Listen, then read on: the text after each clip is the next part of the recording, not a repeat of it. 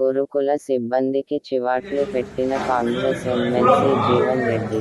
జగిత్యాల జిల్లా రాయిగల్ మండలం అర్నూలు గురుకులాన్ని ఆకస్మిక తనిఖీ చేసిన జీవన్ రెడ్డి, ప్రభుత్వం నుండి బిల్లులు తీసుకుంటున్నారు. పిల్లలకు సరిపడా భోజనం పెట్టడానికి ఏంటి కష్టం? 2 గిన్నెల నిండా అన్నం వండితే పిల్లలకు ఒక గిన్నెలో అన్నం చేసి సరిపడా భోజనం ఎందుకు పెట్టడం లేదు? అన్నం ఉడకలేదు. నీళ్ల పప్పు, నీళ్ల చారు పిల్లలకు ఎందుకు వడ్డిస్తున్నారు? మెనూ ప్రకారం వారంలో 2 రోజులు నాన్ వెజ్ పెట్టాల్సి ఉండగా నెలలో ఒకే రోజు నాన్ వెజ్ పెడుతున్నారు. 30 లీటర్ల పెరుగు వాడాల్సి ఉండగా కేవలం 6 లీటర్ల పెరుగుతో సరిపెడుతున్నారని గురుకుల సిబ్బందిపై తీవ్ర ఆగ్రహం వ్యక్తం చేసిన ఎమ్మెల్సీ జీవన్ రెడ్డి.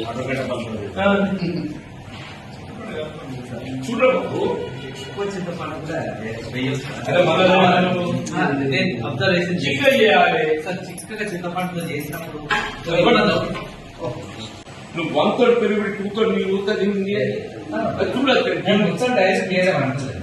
చేరుది కాదే. నీకున్న పిల్లల ప్రకారం స్ట్రెంత్ 26 లీటర్లు కావాలనుకున్నాను. 26 లీటర్లు అంటే ఒక లీటర్ 10 మంది వస్తుంది. నేను 300 మంది పిల్లలు ఉన్నాను. 1 లీటర్ 10 మంది పోయాలి. పూస్తూ కప్పులు ఇస్తాను. అది ఈ మొత్తం గిన్నె నిండితేనే నీకు వస్తుంది. నీకు 30% లేదు పెరుగుతాను. Mutton or chicken mutton or chicken Sunday 6 అయ్యేలాగా చూస్తాను. Wednesday compulsory chicken chicken or mutton ఏదన్నా, కానీ అవి 2 బడ్జెట్ సరిపోతుంది. ఇంతకుముందు అది ఏదైనా గవర్నమెంట్ ఇచ్చిన మెనూ మీరు ఫాలో కావాలి. అవును, ఈ 2 టైమ్స్ బడ్జెట్ సరిపోవటం లేని సమస్య కాదు. You're not following it. You're not following it. 5 days egg you have to give. Weekly twice non-veg you have to give. Not just once.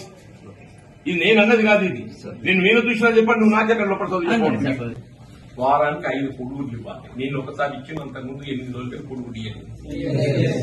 వారానికి ఎన్నిసార్లు నాన్-వెజ్ ఇస్తుండో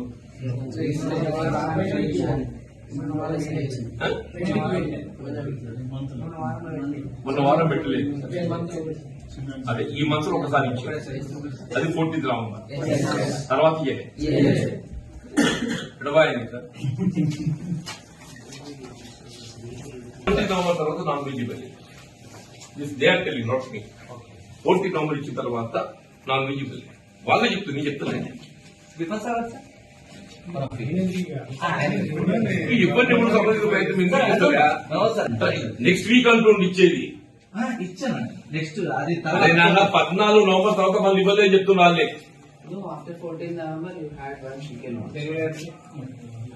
చెప్పిన వాళ్ళు మనుషులు, మనమే కాదు మనుషులు, వాళ్ళు కూడా మనుషులే.